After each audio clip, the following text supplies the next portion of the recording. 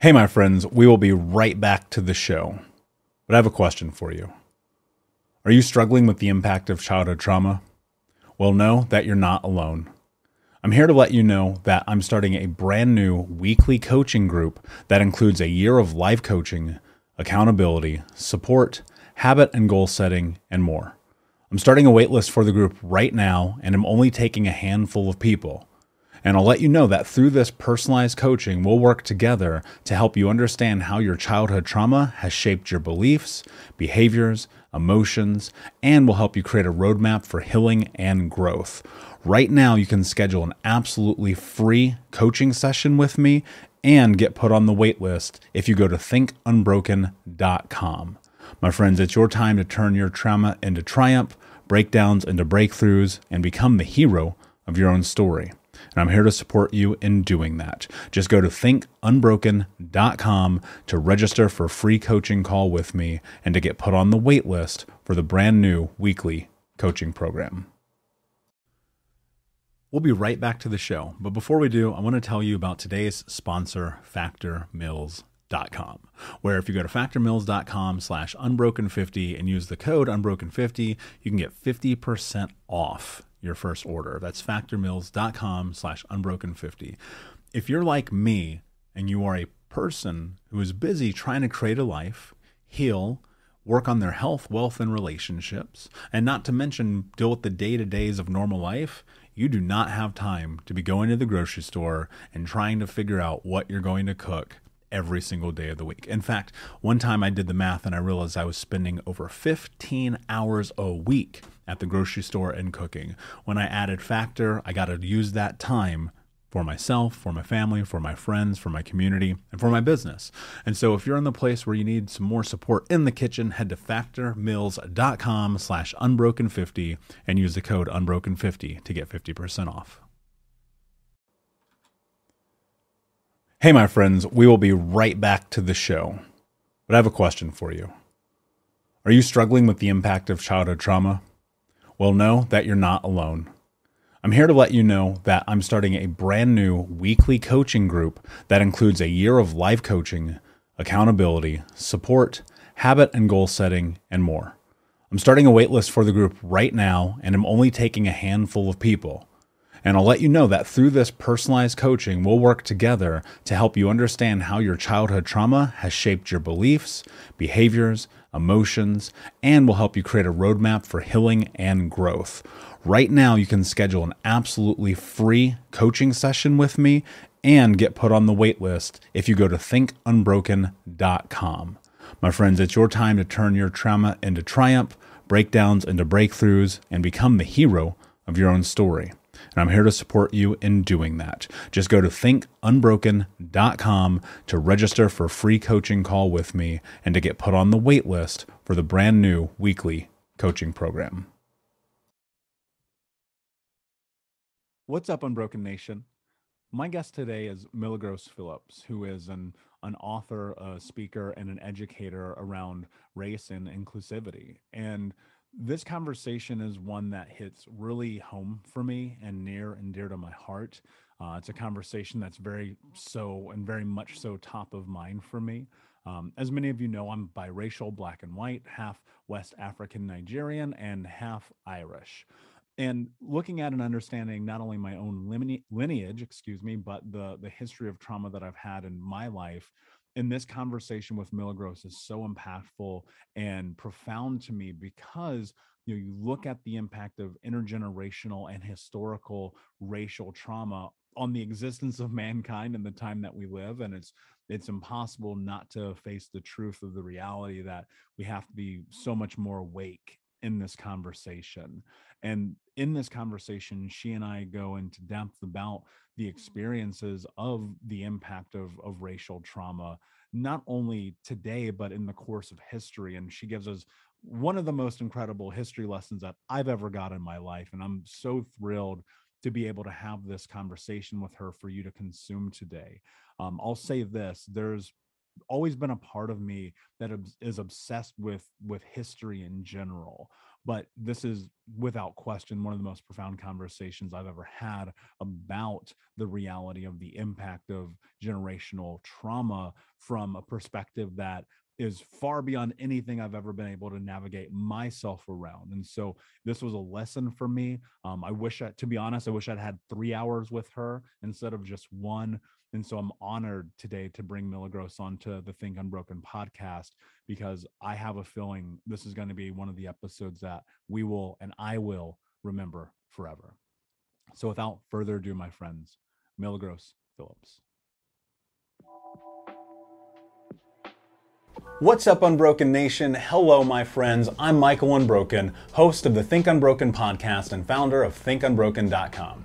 And I'm honored to be your trauma coach and mentor, because I believe that everyone is capable of getting unstuck, cultivating self-love, and becoming the hero of their own story.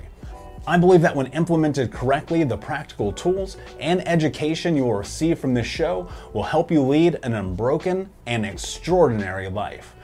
I believe that no matter what we come from, that we all have the ability to choose ourselves first, to create and manifest a powerful and grace-filled future, and love the reflection in the mirror. I believe that every day is a day to grow, learn, heal, and change. That's why I started my company, thinkunbroken.com, which is an online training and healing and personal growth platform where you get everything that I know about how to get motivated, be accountable, get out of the vortex, and become the hero of your own story through community, connection, and commitment. For more information, visit thinkunbroken.com. Please listen closely, as you may learn just one thing that will help you be unbroken. And please share this episode with at least 3 of your friends, because we all need community and connection in our healing journey. And be sure to DM me and tag me on Instagram at MichaelUnbroken so that I can say hi. I just want to thank you again for being a part of this, for listening, and being a member of the Unbroken Nation.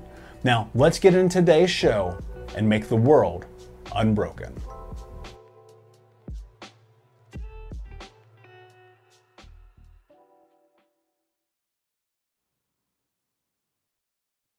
Hey, what's up, Unbroken Nation? Hope that you're doing well wherever you are in the world today. Super excited to be back with another episode with my guest, Milagros Phillips, who is a keynote speaker, TEDx presenter, author, and certified coach. And she designs strategic learning programs for organizations who are seeking to enhance their diversity, equity, inclusion initiatives through race literacy. Milagros, my friend, how are you today? What is going on in your world?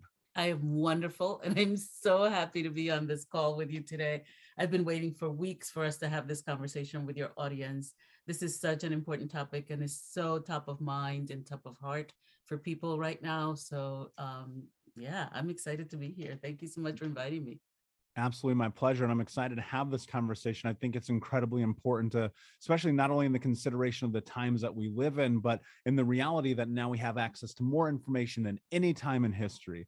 We'll get into this and we'll dive in deep. But before we do, can you tell us a little bit about your background, your history, and your journey to where you are today? Sure. So, I had been living in the US. I was born in the Dominican Republic, practically raised there because I was 10 years old when I came to the US. And my mother was an American citizen. My grandmother didn't speak any Spanish. She only spoke English. Spanish is my first language. And so we had moved to the US when I was 10. And 3 years in, they killed Martin Luther King. And I was devastated. I literally locked myself in the bathroom to cry. And I tell people that was the day that I was handed my life's calling. Because I literally, like, I heard a voice when I was in the bathroom that said that you're to continue this work. I didn't know what that meant. I'm 13 years old. Somebody just killed Dr. King for doing the work that he was doing. And I'm like 13. There's no way in the world I'm ever going to do race work. Like, forget it. And so I spent most of my life avoiding doing that work. But at some point, it's called a calling because it keeps calling you until you say yes. And at some point, I finally did say yes. I was doing diversity work, but in organizations, but I would always end up talking about race, or somebody would bring up race in which of course is so important to the diversity conversation in organizations. And so I would take them down this deep rabbit hole, right? Um, and I eventually just said yes, and it's been an incredible journey, and I'm so grateful that I decided to take my route, my life in this route. Yeah. Yeah, that's really powerful. And, I think that often when we have a calling, we can ignore it. And it tends to be that thing that keeps us awake at night, whether positive or negative. I look at my own experience of now being, in the position I am and coaching thousands and thousands of trauma survivors around the world, having this podcast, having a book, all of these things. It all came because I like listened to that calling. I want to go deep into the conversation about race today. But before I do that, I think out of just my own pure curiosity, what is it that led you to that moment of choosing to step further into this? I think often as human beings, we tend to negotiate with ourselves and we go, somebody else will do it, or I don't have to, or, it'll figure itself out. But I think the difference between success and failure in life is truly about taking action. So I would just love to know in your experience, facing especially this critical world impacting topic, how you face the fear about that to be willing to step into it. Yeah, so so very early on, from I would say when I was around 12 years old, I remember I lived in New York City, and I remember my parents let me go downtown by myself. And one of the first things that I did, which I look back and I think that's kind of a strange thing for a 12-year-old to do. One of the first things that I did was I went to the UN. And back then there were these benches that you could sit in front of. And I remember sitting there and tearing up because you had all these people going in and out of there. And I'm this little kid and I'm thinking, those people are my family from all over the world. And they're here to make peace. Like I remember thinking that, right? Just sitting there. So then fast forward next year, Dr. King gets killed. And then I'm, deciding not to do this thing. So, you know, I had done all of what we call the right things in the world. I went to school, I got an education, I got married, I had 3 children. I did all the stuff that, the world told me I was supposed to do, right? And yet my life didn't seem to work. Not to not the way that I thought my life should work, right? And so I started doing a lot of personal um just personal work, just really looking at my life and really deciphering it, being very reflective and doing a lot, learning to do energy work and learning to be a Reiki master and blah blah blah. But even before I came into doing those kinds of things, I remember while I was still doing personal work, a friend of mine got me a ticket to go see Tony Robbins. This was in the 80s. He was fairly new, but there were 1,000 people in that audience.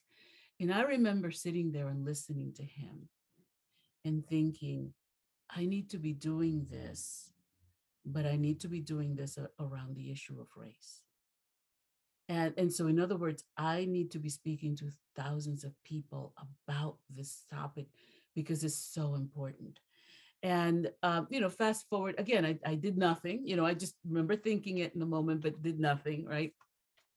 And then I went back to school to get a second degree, and I had to take a diversity course. And in doing research to write my thesis, what I found was information that I had never seen before. I found things that I didn't know about that suddenly started to put my life in perspective.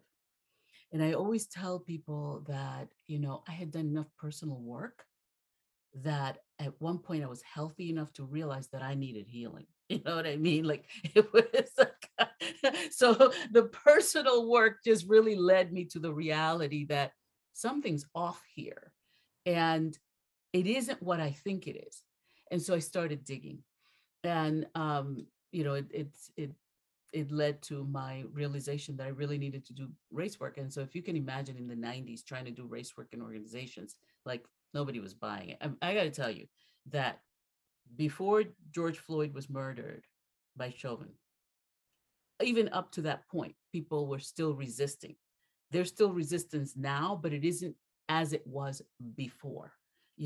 but I've watched this cycle go up and down. And every time we start to do the race work and it starts to take off in the country, something else happens and people's attention goes whoop, and they go right to that and they focus on that and they forget about race.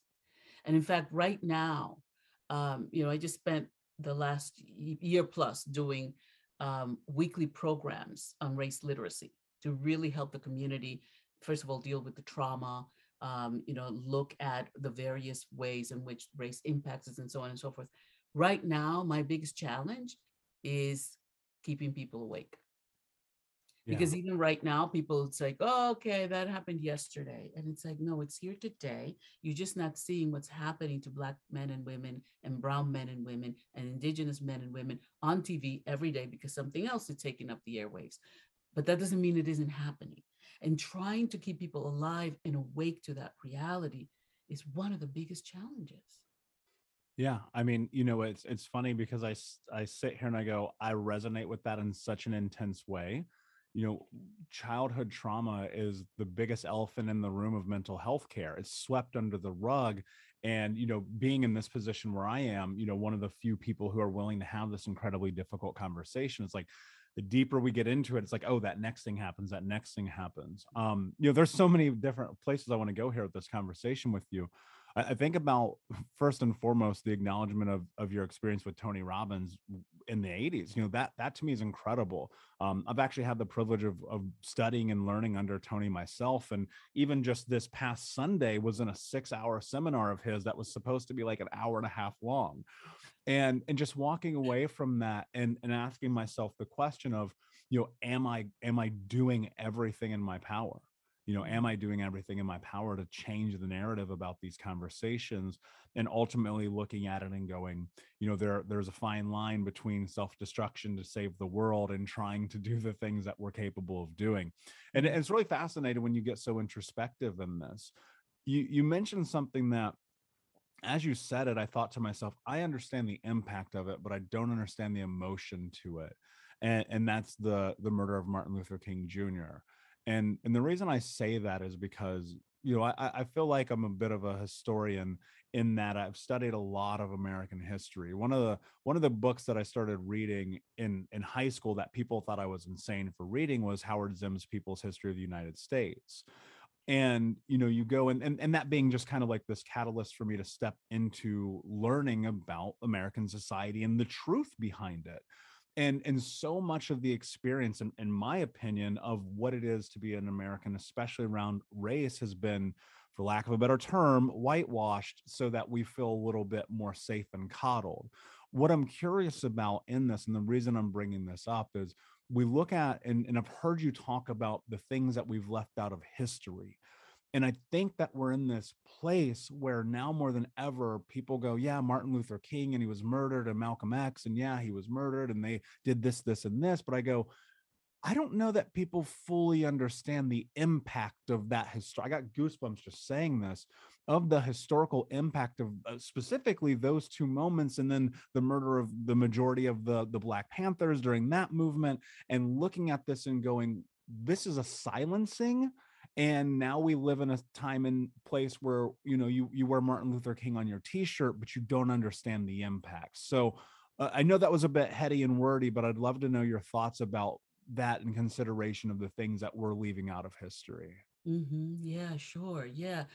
Yeah. So for me, that day, you figure I'd only been in the country for about 3 years, right? And I remember when I was about 8 years old, little girl from across the street came to stay with her grandmother for the summer. She came from New York City, and this was when I was still in the Dominican Republic, right? And I was so excited to talk to her because I said, my family's going to be moving to New York. Can you tell me what that's like? And this little 8-year-old child said to me, you're not going to like it there. They don't like people that look like you. This little 8-year-old, right? And I said to her, why? Like, I didn't understand, for obvious reasons, right? And so now fast forward, right? I'm living in the US and I'm seeing some of the things that go on, right? And I lived in a neighborhood in New York City where it was one of those neighborhoods where there, you know, people were on drugs. I mean, that was how people cessated. It was just, that was the reality of where I lived in the neighborhood, right?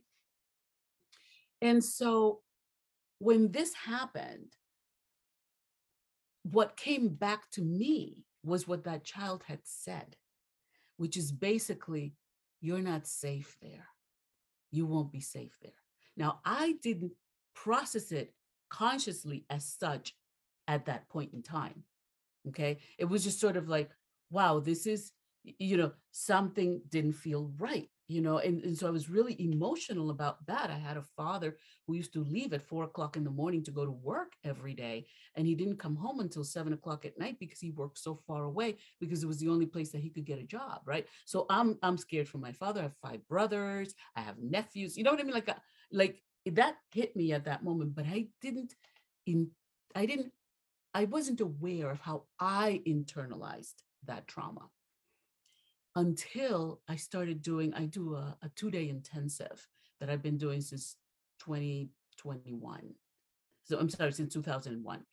And in during one of those sessions, this African American gentleman shared his remembrance of when Emmett Till got killed in the 1950s and how that impacted his life. And he began to sob. And in that moment, as I listened to him, I suddenly realized his words just hit me. He said, he was 67 at the time, which is funny because that's my age now. He was 67 and he said, I have spent an entire lifetime in this country. And ever since that day that Emmett Till was killed, I have never felt safe. And what hit me in that moment was, oh my God, from the moment that Dr. King got killed, I never again felt safe, because something awakened in my consciousness of where I was living. Now, that doesn't mean that there wasn't, there's colorism and all that in the Dominican Republic. I mean, we could get into that because that's a whole nother story. But I didn't feel unsafe. And probably because I was a child and my parents were very protective and blah, blah, blah, right? And also I was the youngest, right? So I had all these siblings who were way older than myself. And so it's a sense of safety in my life. But I became really conscious in my body at that moment that I had lived a lifetime and I had never felt safe. If you need help with pain or anxiety, let me tell you about one of my favorite tools. It's NW Recovery CBD oil. You may know that, and I've mentioned this before, I have chronic pain and massive anxiety, and CBD oil has been such a profound tool in my journey. Recently, NW Recovery came out with their key lime flavored CBD oil that is non-psychotropic. It is non-psychoactive. And for a person like me who has a panic attack, if I touch THC, this is the perfect combination of delicious key lime and CBD. Something I literally do not leave home without. For more information, you can go to nw-recovery.com and use the keyword unbroken to save 20% on your first order. Again, go to nw-recovery.com, keyword unbroken, and have CBD change your life. And so the impact of that, of the killing of Dr. King, is something that we've never really unpacked in terms like we talk about it as a historical thing, and we talk about the impact that he made in his life. But as Black and Brown people, we have never really unpacked the trauma of just that one piece of history. Not to talk about all the other stuff. And we could get into all the trauma and how it gets passed on generationally and epigenetically and so on and so forth. But just that one piece that we have never unpacked the impact of that trauma on our mind, body, spirit, and emotions, and what went out that day. I do remember when we heard the news, my father said, "Dad, you know, I don't want to use the word, right? But he said, darn it, they got him. And he was so upset. And so at that moment, not only did I as a child have my own trauma and impact, but also my father's trauma and impact as he received what had just happened in that moment, and how he had his theories, and he openly talked about his theories about what had just happened. So I'm absorbing all of this stuff. And what I realized, even as you asked the question, is we've never really unpacked that. Yeah, I mean that's incredibly powerful. And when I think about what you just said, I can't help but think there are people in that moment who celebrated that. And there are people in that moment who mourned that experience in that moment. And many of these moments and many of the things that have happened throughout the course of history. And I do want to go in and talk about this idea of the impact of intergenerational and historical trauma.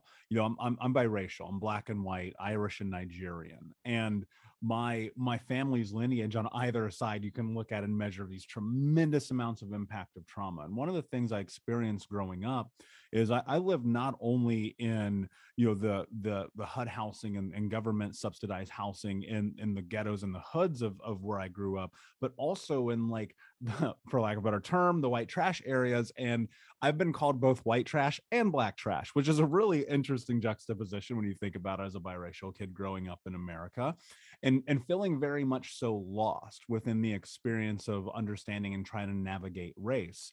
And that to me is not unique, right? I think that holds true for many people, and that's regardless of whether I think you're black, white, or multiracial or multicultural. I think that there's something to that. I remember being 9 years old, and my grandmother, who was an old white lady from a town in Tennessee you've never heard of, was vehemently racist. And so now imagine that, me growing up in this home, she actually adopted me, and being faced with these tremendous cultural value and moral juxtapositions, and discovering one night that we had a copy of Hitler's book Mein Kampf in our home, and thinking to myself, this is really fascinating to me, because on this one hand, I have this woman who is taking care of me. But on the other hand, I recognize that every time that she has an opportunity, she's going to defame someone of another race. And really coming to this place in my life where I said, that's not about her, actually, right? It's actually about her history. And that allowed me to now, as an adult and having words and being able to make meaning of those experiences, looking at it and go, oh, that's definitely historical. That's intergenerational. That's so much of all the experiences leading up to the moment of our DNA, of our ancestors, of humanity, all the way back to Adam's rib, if you will, and looking at it and going, that makes sense. I think for context, because I've been able to make meaning of that. There are people listening right now, and they're probably like, I have no idea what the hell you're talking about. I would love if you would just dive in and talk about not only the impact of intergenerational and historical trauma, but also about, like, if you can define those things for us. Sure. Yeah. Yeah. So, I want to start with, just really looking at, I'd like to go like to the 1400s in Europe, right? If we're going to talk history and race, right? So, prior to colonization, which is something that we never talk about really, and they certainly don't teach us at school. Prior to colonization, the Europeans and the Africans had a long-standing history of trade and diplomacy. Okay, and so in the 1400s, when the Vatican and the Pope gave permission to the Prince of Portugal to go and conquer, vanquish, colonize, and enslave the African, the West African coast, and turn that into law. What happened was that, you know from that moment on, the world was changed. The world was changed. And what we also never talk about, and talk about trauma, right, was that if you look back into the 1400s in Europe, they had already institutionalized crime and punishment, and it had been for, all over the world, that had been institutionalized. But crime and punishment in Europe was very specific, right?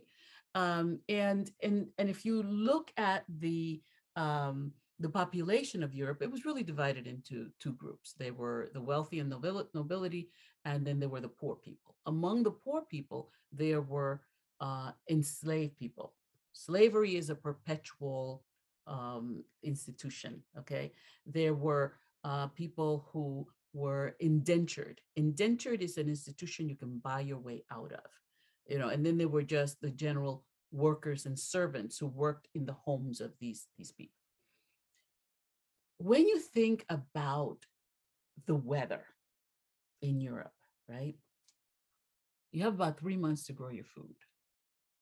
And you look out into the world, and 9 months out of the year, there isn't even a leaf on the tree. So your perception when you look out into the world is one of scarcity. There's not enough. There's never enough. Is there going to be enough food to last us until we can grow some more and harvest and so on and so forth, right? And now here they are sailing down this coast in a place where food is plentiful, because you have to remember that all the places that were colonized around the world, for the most part, were around um, the equator, the band, which is warm weather. There's plenty of gold, silver, lots of food, right? And so all of a sudden you go from not enough to wow, there's plenty, and let me siphon it and bring it to the people up here, because now I have all these people that can do all this work that those people were doing. So we never talk about that. Okay. And we never talk about the first people that came to this country and how many of them were white slaves. The first slaves in the continental USA were white people. Okay. Somebody wrote a wonderful book in the 1990s. It was called They Were White and They Were Slaves. So again, little pieces of history, little crumbs, right, that are left for us to figure this stuff out, right? So you have a people with a consciousness of lack that is now going forth and settling the world and siphoning the wealth from all these amazing countries that were wealthy, because you don't colonize any place where there's nothing. Okay, don't give me the you colonize because they were poor and they had nothing. People don't colonize for nothing. Okay, people colonize because there's something there that they want, right? But let's go back and look at some of the history of Europe at that time point. So they would hang somebody for stealing a piece of bread. They would hang lots of people. We in this country call it lynching, but that's what they were doing over there. Okay, they were lynching their own people. They were cutting people's heads off because they disagreed with the monarchy or the papacy.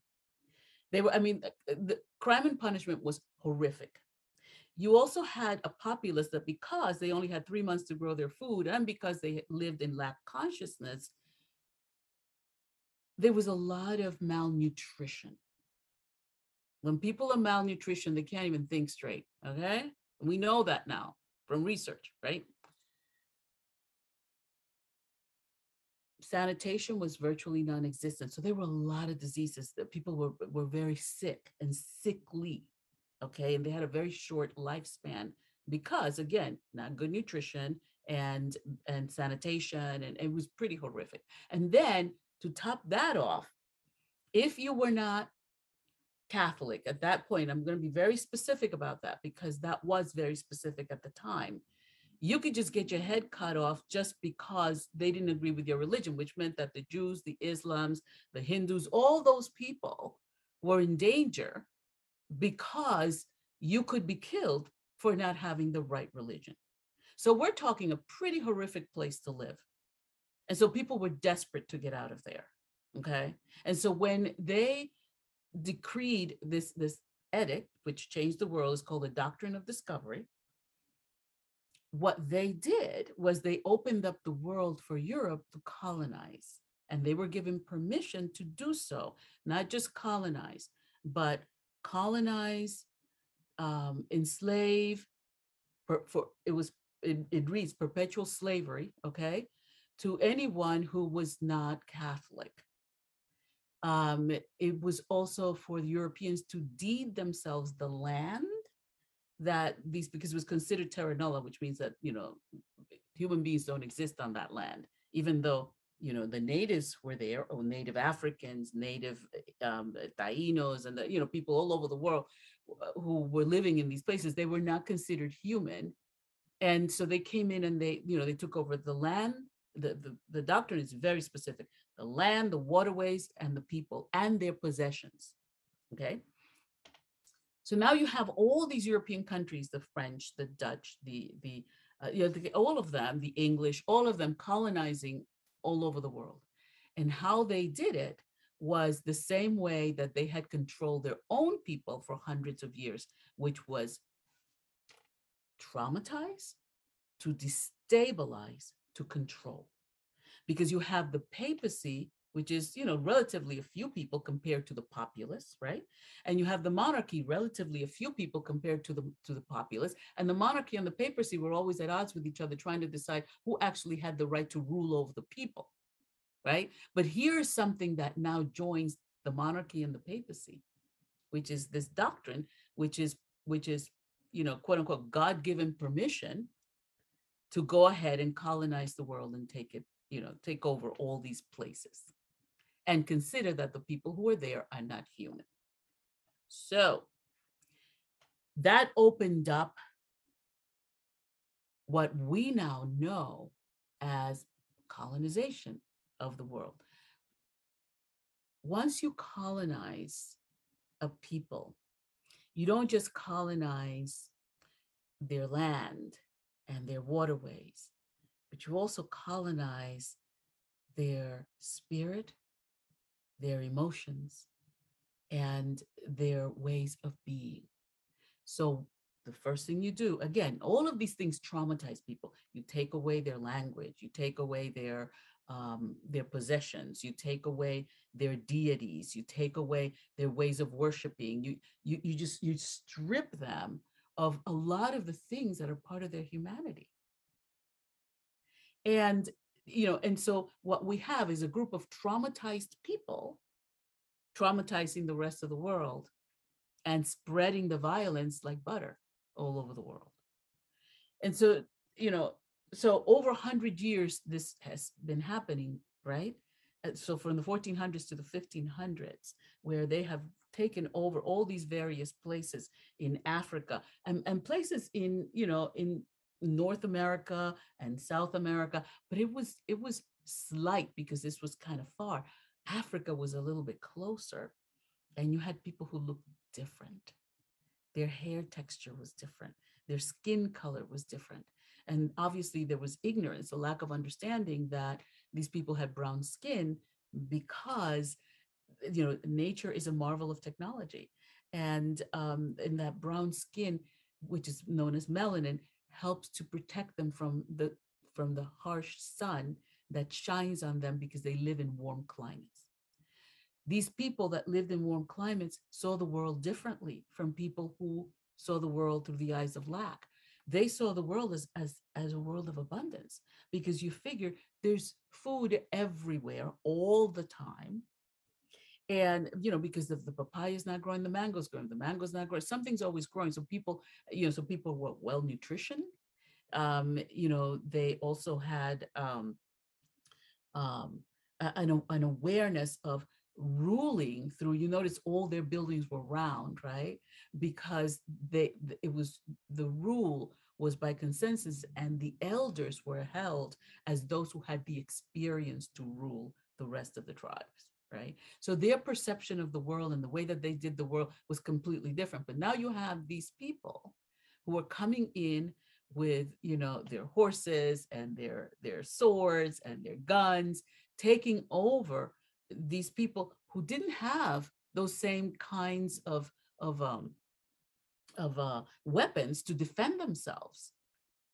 And so it was violence, which causes trauma, to destabilize, to control. And you have to figure the people who are coming are traumatized people. Traumatized people traumatize others. We know this now, right? And so all they did was repeat what had worked for them. They were able to control the European people through violence. You don't have to hang the whole town. You just hang a couple people, and then you parade their bodies around town, and you do all, and then you figure also that these spectacles, these were public spectacles in Europe, right? These punishment spectacles, because you needed to traumatize the entire village, the entire town, right? And so you only had to show a few people, right? And now the whole town is traumatized. They're all destabilized, so now you can control them. It's very easy to control people when they're traumatized, right? And so that worked well. So they had a formula, and it was a formula they had used throughout Europe. Like they used that formula of, give me your firstborn male, so that I can go get the grain over there from that village, because they got more than we got, and we don't have enough, because remember, consciousness of Black, right? We don't have enough, so let's go get what they got over there and bring it over here so we can survive the winter, right? And so give me your firstborn. And then when I come back and I bring you the grain, here's what I need. I need for you to give me 5%. Everybody gives me 5% to pay me for going over there to get the grain, right? So you come back, you bring the grain, people are happy, they give you 5%. And now you have three things. You have an army, because you got all their firstborn that you can now go rape and pillage and kill and do whatever you need to do to bring that grain back so your people can survive, right? And so you got an army, you got wealth, because everybody just gave you some of their grain, right? So you got grain, you got wealth, and you got a formula. You got a formula. And now all you have to do is repeat that formula over and over and over again. And you repeat that formula all over the world, and you can take whatever they have and you can bring it back home. And when you bring it back home, people will hail you as a hero.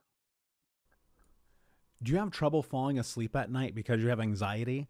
I know that I do. And that's why I started using NW Recovery's sleep melatonin formula with CBD. And it's a non-psychoactive CBD, which is really important to people like me who have anxiety and depression, because sometimes THC can make you have panic attacks, and this doesn't. Not only is this formulation by NW Recovery made with melatonin, which helps you sleep, it has non-psychoactive CBD. So there's no THC in this product at all. I want you to check this out. If you've never used melatonin before, I have a tremendously difficult time sleeping. And when I started using the recovery sleep formulation, I sleep like a baby. So I want you to check out nw-recovery.com, where you can use the keyword unbroken to save 20% on your first order. Again, that's nw-recovery.com, and use the keyword unbroken to save 20%. For what you just did. Not keeping a consciousness that what they just did over there is going to affect your family over here, because trauma gets passed on for generations. And you cannot traumatize another human being without you yourself being compromised, and your lineage. That means your children, your grandchildren, your great-grandchildren, your great-great-great-grandchildren. So now what we're dealing with is a world of traumatized people who ain't never been healed.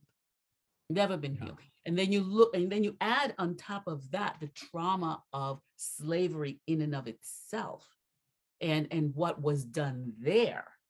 And now you've got, this stuff is huge.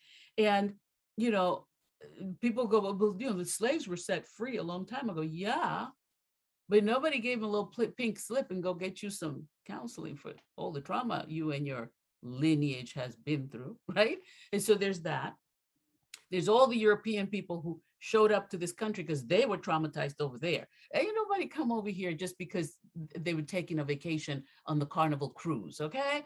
The people who came over on the Mayflower got on that Mayflower because it was horrific over there. And some of them were completely uneducated, and they thought the world was flat. But they were willing to take a chance of falling off the edge of the earth, okay, to find somewhere else, because where they left was so horrific. And we forget that when we see people coming over to the border. We forget that their ancestors, I will say, came over here because it was pretty horrific over there. And so they're bearing their trauma, right? And then so it's it's kind of a mess, but it's not hopeless. It's not hopeless. When people become conscious, they then start making different choices that allows them to heal and allows them to transform. Human beings were built to be able to take trauma. We were built because we were built to be resilient. But that resilient gets truncated if we don't understand what it is that we're healing. Does that make sense? You know, Yeah, so it isn't just, oh, let's heal the trauma. It is, what trauma are you healing? Because you need different things. So for instance, if you're a Black and brown person, the trauma that you carry is different from a European person.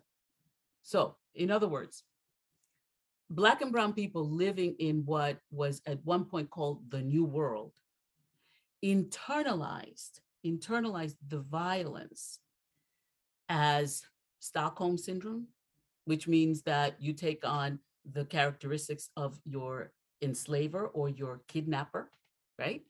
Um, um, Colorism, like all of these things that so that's what we as brown people and Black and brown people have to heal.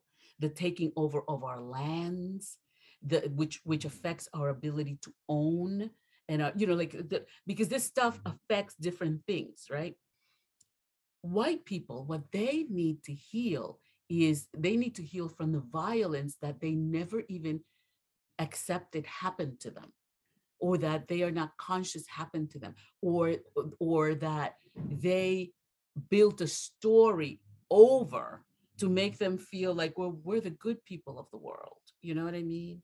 And yet there's this internalized violence that is not your fault, but you're still responsible for healing it, you know? And so this, the my work really is about, this isn't about shaming, blaming, or any of that stuff. Because at this point, we are all suffering from a similar disease. Okay, we have all been cut from the same cloth at this point, because it's been handed down from so many generations, right? So I always tell people, racism is not your fault, but it is still your responsibility to heal it. And let us remember that racism, as it is defined by a lot of us who do this work, which is really, it's prejudice plus power, right? To keep it simple, racism is a problem for people of color. It is not the problem of people of color, and we cannot heal racism. What we can do is we can heal our own Stockholm syndrome and all the stuff that and all of our survival tactics that allowed us to be able to live in a culture that is not accepting of us and that uses us as the scapegoat for everything. Okay. And so we absorb that, and our children absorb that, and all of those kinds of things. White people absorb supremacy. And even the nicest little white lady who is sweet in her heart still absorb that. And the reason they absorb that is because that's what's in the environment. It's not about whether you're a good person or a bad person. It's about, you absorb this stuff because we live in the environment where it exists. And so therefore you absorb it. But once you become conscious, you can make different choices. I know yeah. that's a really long answer to your short question, but No, I love that answer, and it hits so home for me because I think often I wrote a quote myself recently, and I said healing trauma is like walking over garbage in your front yard. It's still your front yard.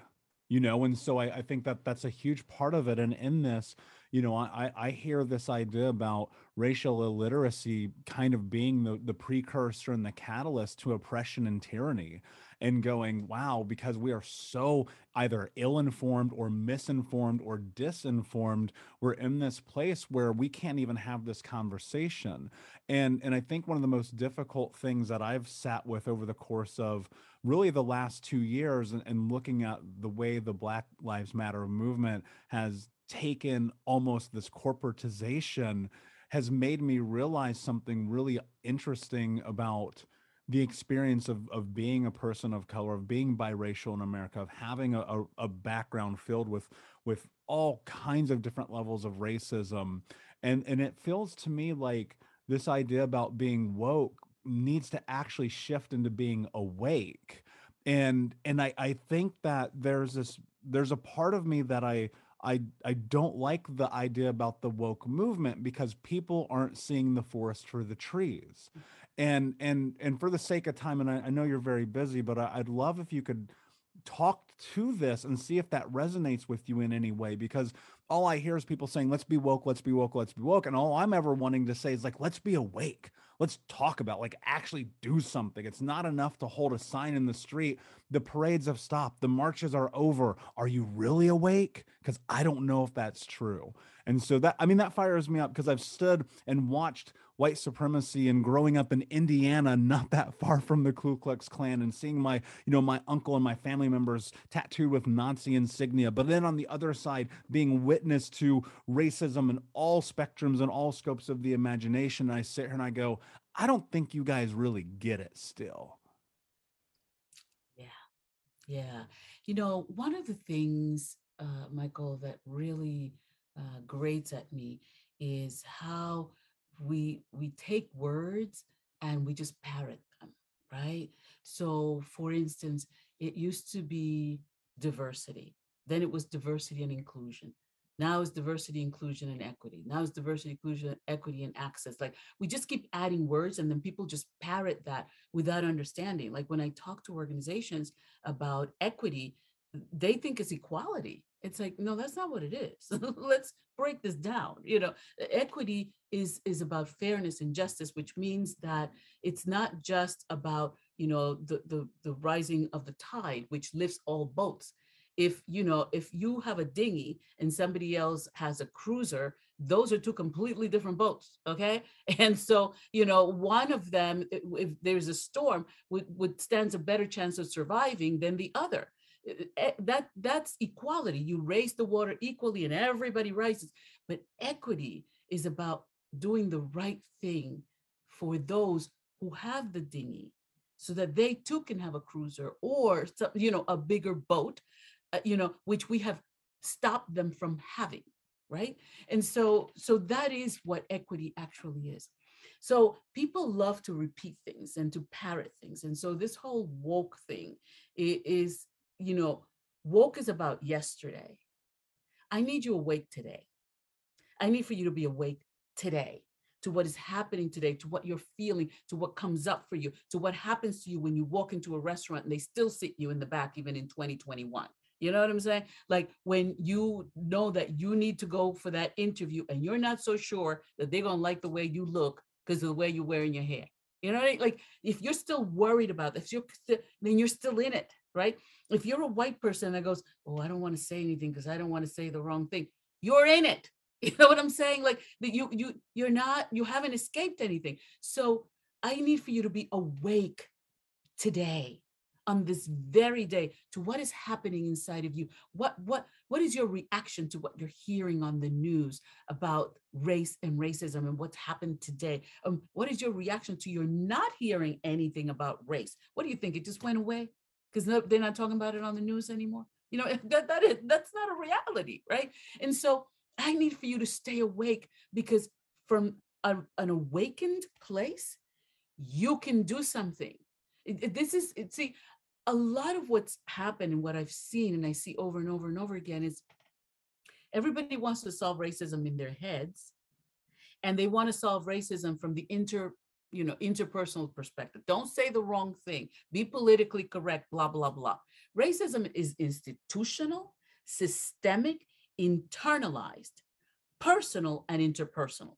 Okay. So because we live under the institution, which is institutionalized means law, and then we set up systems to support those laws, and then we internalize what is in our environment, right, which are the laws and the institutions, and then it becomes part of our personality, because now we mix our personality with all the stuff that we've learned over time, and it becomes intertwined, and now we're having an interaction with somebody who doesn't look like us, and we don't realize that we just trigger their stress response.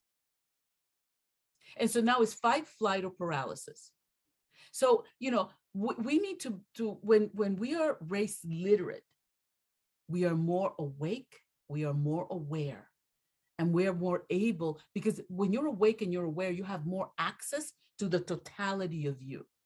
You're able to stand more in your power as a human being. And when you see something wrong, you're able to speak up, even when you're scared.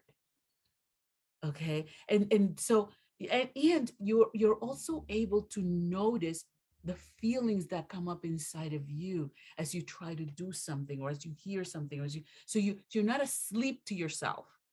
You're awake as a human. You're awake, a vibrant, awake human being. You may not like what you see, but at least you're seeing it. You may not like what you feel, but at least you're feeling it. Does that make sense? Like, being woke is about yesterday, being awake is about today. And I need, believe me, I've been doing this work for 35 years. I'm exhausted. Okay. I need for people to freaking wake up and stay awake, you know, because woke people are asleep today. Yeah. They're asleep today. I need for you to be awake every single day of the year, every day of the year, 24/7. I need for you to be awake. That doesn't mean you're talking about race or being necessarily conscious awake, 24/7. But when it does show up, you show up. Does that make sense? You show because you're awake and you realize, I'm feeling something. I don't like what I'm feeling, or this is uncomfortable, or whatever it is. You can be with it. Human beings are incredibly powerful.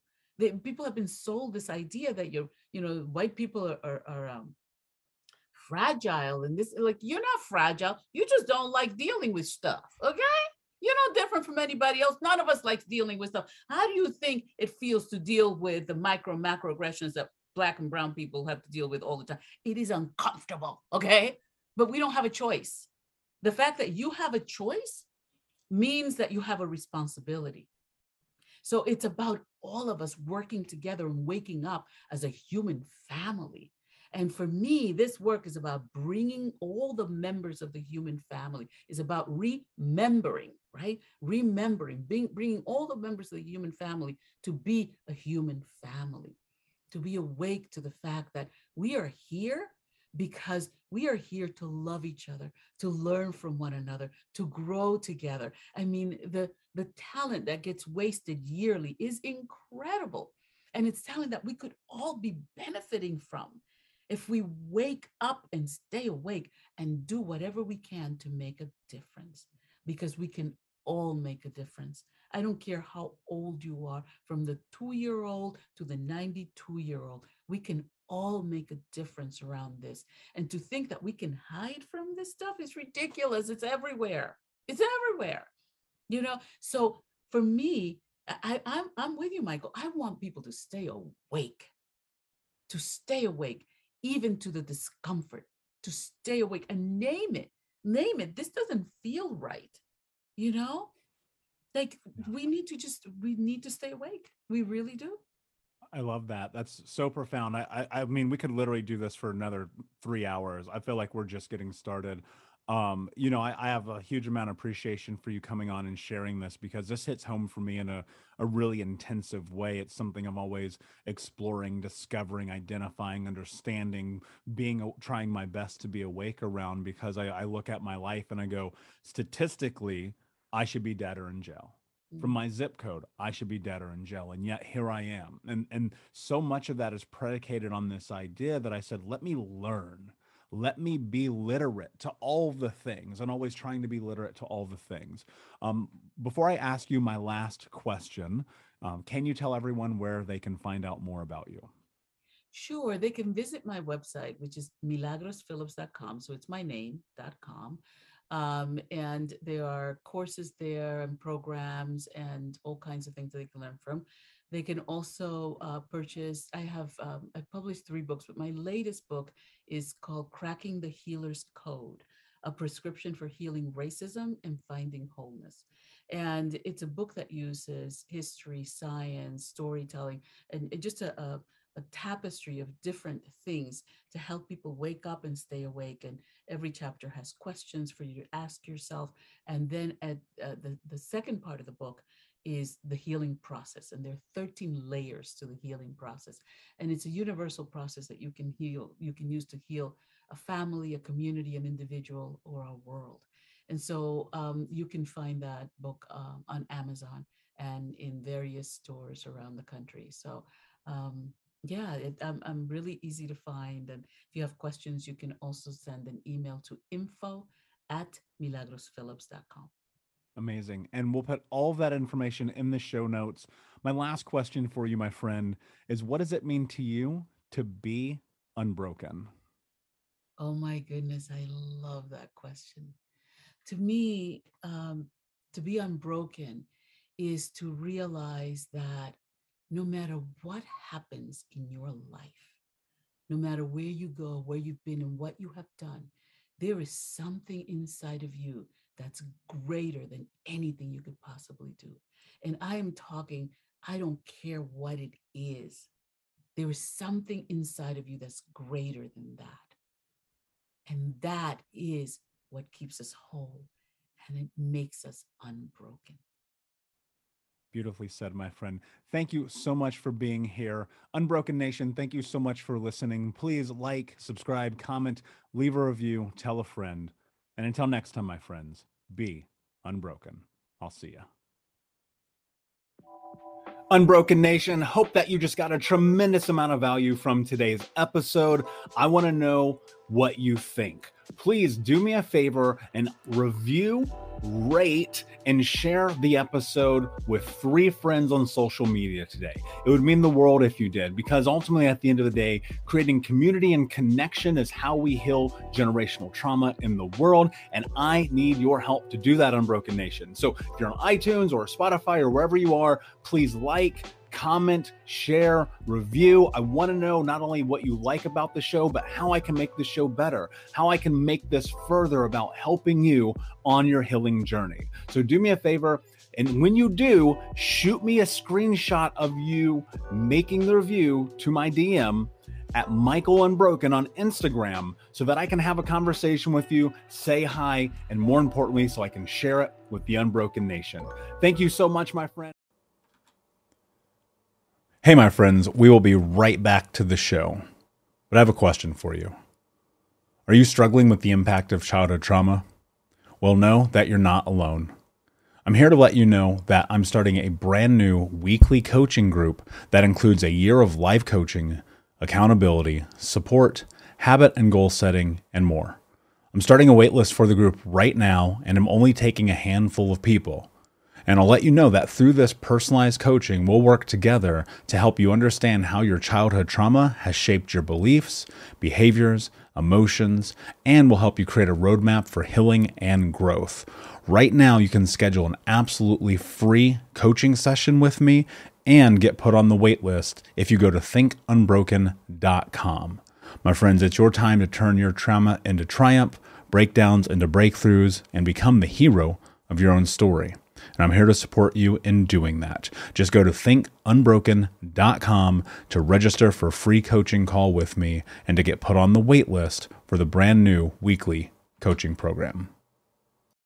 Jake Knapp is the inventor of the Design Sprint and the New York Times bestselling author of the book Sprint. He's also the co-founder of Character, a venture fund for early stage startups. How and why did you start using Miro? I came from this position of thinking, I don't want to be doing stuff online, to thinking now when I do a sprint in person with a company, it's like, we're going to use Miro, even though we're all in the same room, because that's a better way for us to get this work done. As an investor, we're basically investing in their ability to solve problems. We're saying, we think this group of people is going to be able to solve a problem in a really great way and create value by doing it. And actually, you need to give people the tools that can help them make decisions, help them collaborate, help them visualize and see things in a different way. And Miro does all those things. So to me, at least as an investor, I'm thinking, give the team the tools that are going to help them think, that are going to make the most, brighten their skills as smart folks. And Miro is at the top of that list for me.